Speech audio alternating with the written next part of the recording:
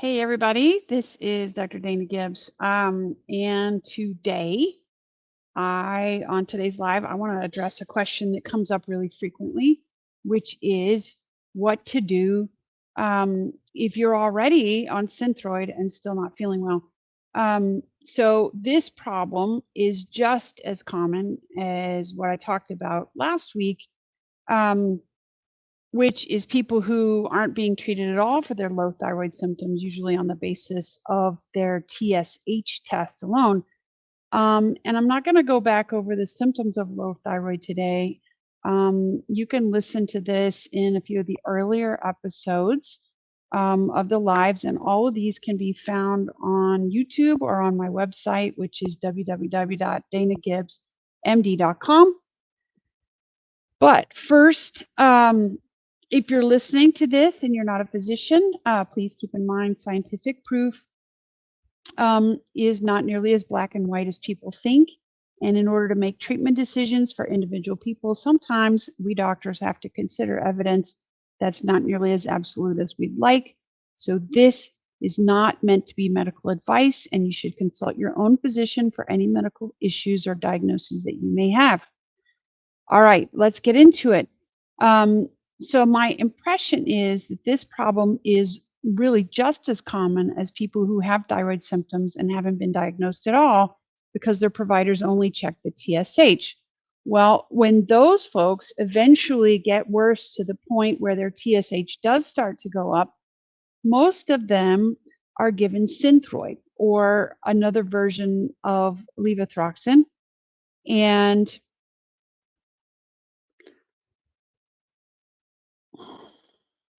they are then followed with that same lab test that I mentioned last week, the TSH and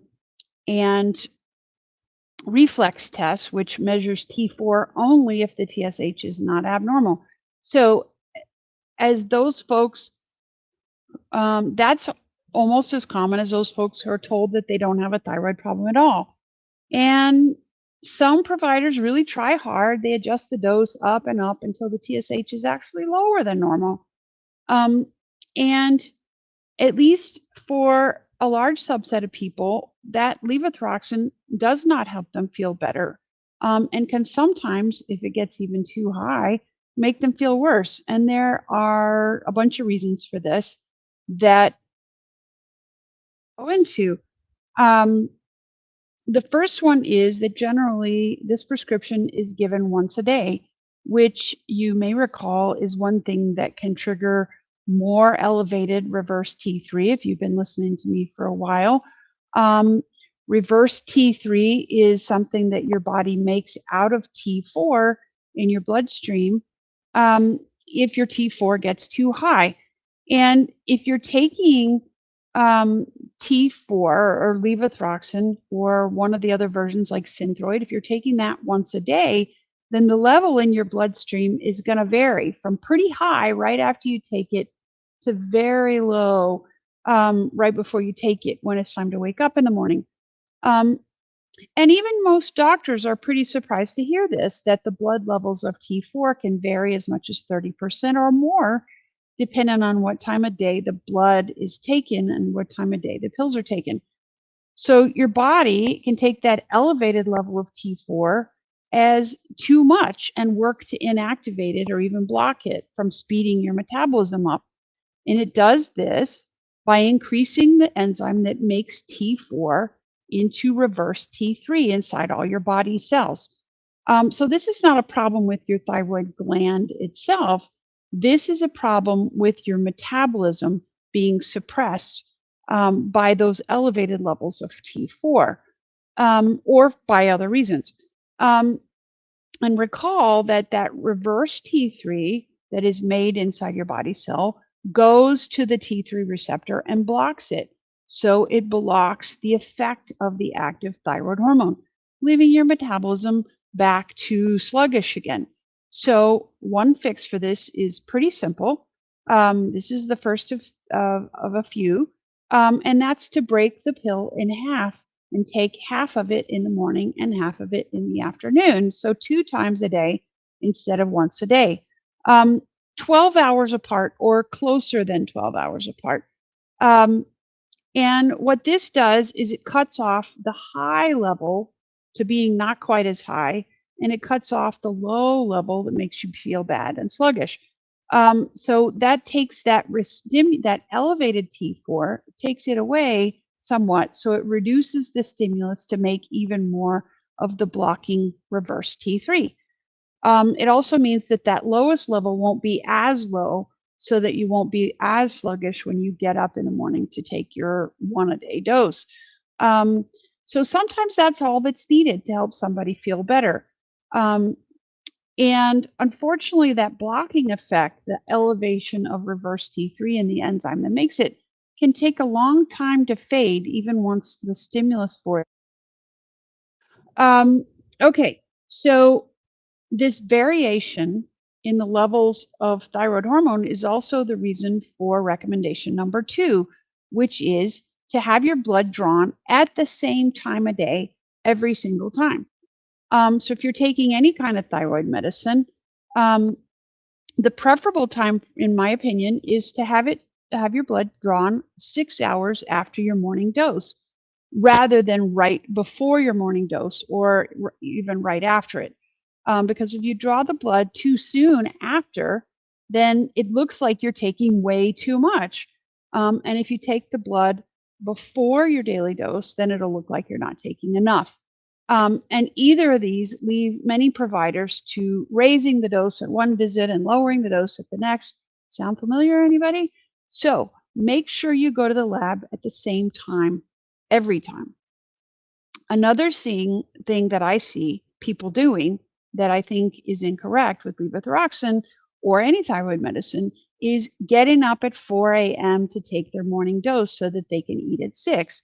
The reason people do this is because the pharmacist is telling people, oh, you have to take it 2 hours before you eat, and then you have to wait 2 hours after you eat. Well, this is really not necessary. There are, in truth, very few foods or supplements that actually interfere with taking thyroid hormone. So even calcium only makes your T4 vary about 0.1. So that's less than 10%. Um, Large quantities of soy is really the only food. So, like if you're eating tofu, for example, um, large quantities of soy is really the only food that significantly interferes with thyroid absorption.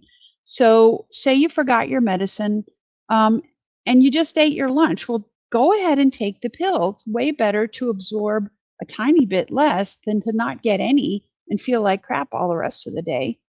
Um, and this rule really does apply no matter what kind of thyroid medication you're taking.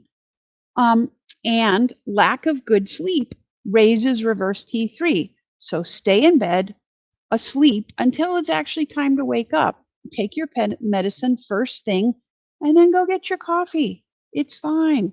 And try hard to get your regular 8 hours of sleep at least. All right. So, thing number four, here we go. Another fix for ineffective levothyroxine is to substitute a portion of your levothyroxine T4, which is the storage form of the hormone, with T3 or liothyronine, that is synthetic T3. Liothyronine can't be made into reverse T3 by your body enzymes. So when you do the switch, and a doctor, of course, is going to need to do this, you do it on a 5-to-1 basis. So if you take, for example, if you take 150 micrograms of Synthroid or T4, then you might take away 50 of your T4 and add back 10 of T3 or liothyronine. So then, if you did that, so it's 5 micrograms of liothyronine for every 25 micrograms of levothyroxine that you take away. So in our example, so you take away 50 of your Synthroid, and then you get 100. So you go from 150 to 100. But then you get 5 microgram tablets of liothyronine, and you take that twice a day, and you break your 100 microgram Synthroid in half, and you take it half and half as well. So it's easy to break the 100 microgram of levothyroxine in half. It's a little bit harder to break the liothyronine pills in half if you have to. If it turns out you need to start at even lower an amount than 5 micrograms, there is a particular kind of pill cutter that you can use to break the liothyronine in half if you need to take an even lower dose. Um, I have rarely seen people needing more than 20 micrograms of liothyronine in a 24-hour period because it is much more active than levothyroxine, which is the precursor hormone anyway. So this, of course, and I'll say it again, needs to be done under the supervision of a physician. All right, so what about natural thyroid? So natural desiccated thyroid, Armour thyroid, NP thyroid, and now there's a new one called Addyza. These are fine medications, and they are FDA approved, and they contain T4 and T3 in a fixed ratio of 38 micrograms of T4 for every 9 micrograms of T3, and that's in 160 or 65 milligram tablet, depending on which brand you're talking about. So it's about a 4-to-1 ratio. And for some people, that happens to be the perfect ratio. But for many people, it's not. Some people need a 3-to-1 ratio or even a 2-to-1 ratio. So if the dose that makes you feel better on the natural desiccated thyroid is actually pushing your TSH number down below the normal range, then it is not for you. And you need to do the synthetics. Another reason not to take these is autoimmune thyroid disease, because we've said before, autoimmune thyroid disease is the most common reason to have hypothyroidism. But autoimmune thyroid diseases can be accelerated by taking these natural desiccated thyroid products because they actually contain animal thyroid glands, which includes not just the T4 and the T3, but the proteins that the autoimmune thyroid disease attacks. And those circulate in your bloodstream and could potentially trigger an increase in the immune attack on your thyroid, which is going to make things worse. So either way, the best way to monitor your thyroid medication is by checking free hormone levels, total T3 and reverse T3, in addition to TSH. So in summary, take your medication twice or even 3 times a day instead of once. Number 2, get your labs drawn at the same time of day every time, preferably in the middle of the day. Number 3, don't sacrifice your sleep or regular meal schedules to get the pills in when you're fasting. If that still doesn't help, find a physician who knows how to prescribe liothyronine correctly, and work to keep your free hormone levels and your TSH in the tight ideal levels that I discussed in previous lives and even last week, that are within the very broad reference ranges, which you get from your lab, and keep that ratio of total T3 divided by reverse T3 above 10.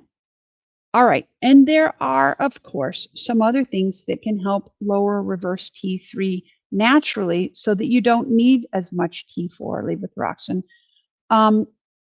And again, I'm going to say it, getting more consistent and adequate sleep is huge. Eating a healthy diet, high in vegetables, fiber, protein, and healthy fats. Managing your stress levels through movement like yoga, and then exercise, and then lifestyle changes like meditation, and then select supplements are all ways to help lower reverse T3 and boost your metabolism and your overall health.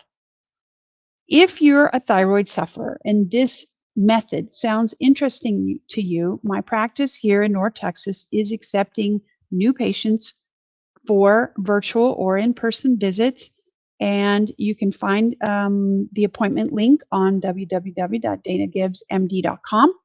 So happy to have you. Also, the clinician's course that I'm proctoring right now is working on subclinical hypothyroidism at this very moment. And we are going to go over that and other tricky thyroid situations in this coming Sunday's lectures. We'll hear from Dr. Alan McDaniel the latest insights in thyroid diagnosis and treatment, including how to properly use FDA approved preparations to balance and optimize hormone therapy for men and women. So, we had the foundational thyroid treatment lecture this past week, and it was amazing. We're continuing each Sunday at 6 Central through Christmas. If you want to join us, the live sessions are free, and the replays and slides and other supporting documents are available for an administrative fee. And you can find that at my sister website, which is on the ticker down below, which is www.allergyaccessmd.com/endo opt-in. That's it for now. I'm Dana Gibbs, MD. I'm an integrative physician in North Texas, and I help people address their thyroid and other hormone imbalances. You can find out more about that on my website or send me an email at drgibbs@danagibbsmd.com to ask questions that I'll answer in an upcoming Tuesday live. All right, guys, thanks for listening. Take care and have a good evening.